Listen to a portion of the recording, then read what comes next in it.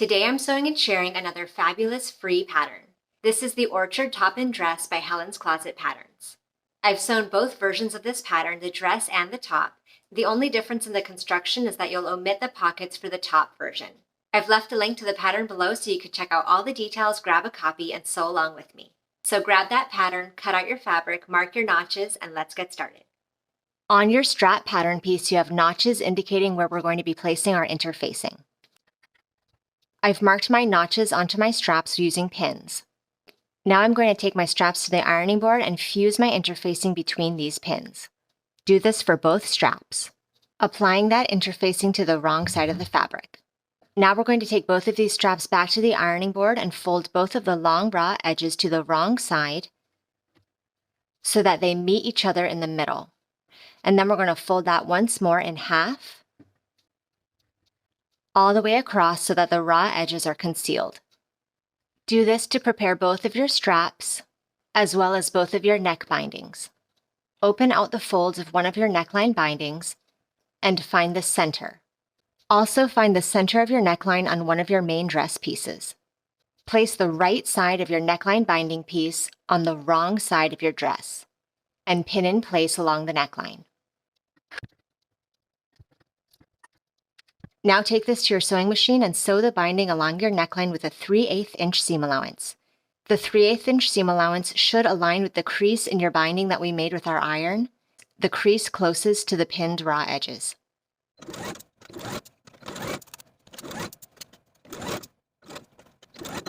Now that the binding is attached, you can take this to your ironing board and give this seam a really good press. Careful to use only the tip of your iron so that you don't remove any of the creases in your binding strip. Once that's pressed, we can trim our seam allowance all the way across by about half. Then we're going to fold the bias tape on the outermost crease and then again on the center crease of the binding so that the folded edge of our binding now covers our original stitching line, and pin all the way around. We're going to sew the binding once again with a 1/8 inch seam allowance all the way around.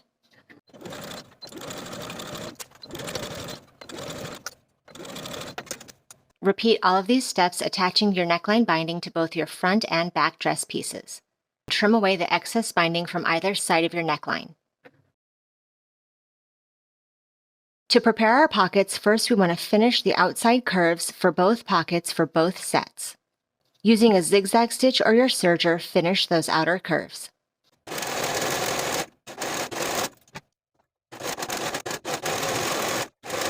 Place one of your pockets right sides together with your front or back dress piece, and align the notches for your pocket placement and pin in place.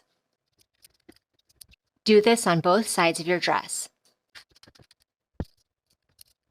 Sew the pockets to the dress on both sides with a 1/2 inch seam allowance. Now we're going to finish our side seams, catching that side of the pocket as we go.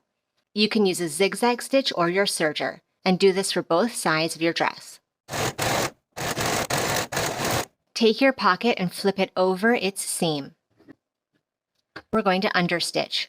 You're going to sew this pocket to its seam allowance with a 1/8 inch seam allowance from top to bottom. Repeat all of the pocket steps for your other dress piece so you have both pockets attached to the side seams for your front and back dress pieces. Place your front and back dress pieces right sides together. Pin the side seams from the underarm to the pocket, around the pocket, and then to the hem. And then we're going to sew this seam with a 5/8 inch seam allowance, starting from the underarm, past the pocket by 5/8 of an inch. Pivot your stitching to go all around the pocket curves until you pass the pocket again by 5/8 of an inch, pivoting your stitching once again to sew to the bottom of the dress. Do this at both side seams.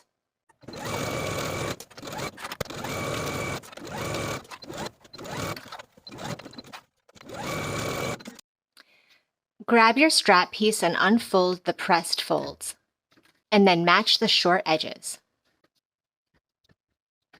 With the short edges right sides together, pin in place. Sew this seam with a 5/8 inch seam allowance. Do this for both of your straps.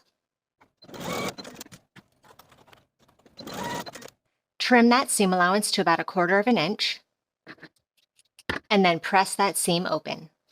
Now with the right side of your binding facing the wrong side of your dress, match the seam of the binding with the underarm seam of your dress and pin in place.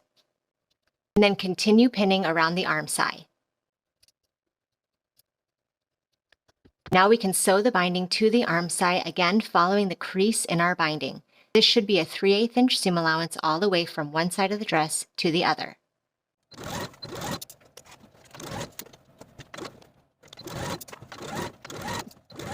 Now to reduce bulk in this seam, I'm going to trim the seam allowance of the dress portion only, all the way around. Trim it by about half.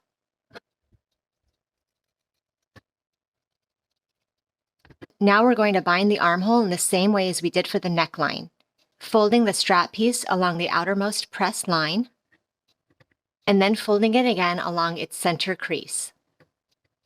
And now once again, the fold of this strap should just cover the stitching. For the remainder of your strap beyond the arm side, you're just going to make sure that those outer raw edges are folded to meet at the center, and then fold it in half and pin the remainder of the strap. And now we're going to sew our strap all the way around with a 1/8 inch seam allowance.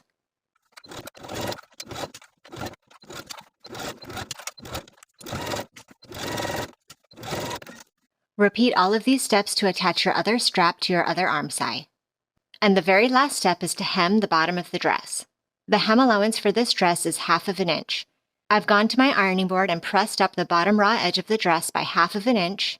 Now I'm going to take the raw edge and fold it to the crease, and then on the crease and pin all the way around.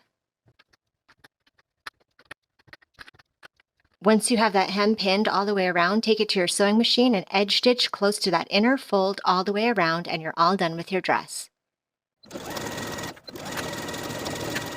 Thank you for watching this sew along. Make sure you check out my other videos for more great sewing inspiration, and I'll see you in the next video.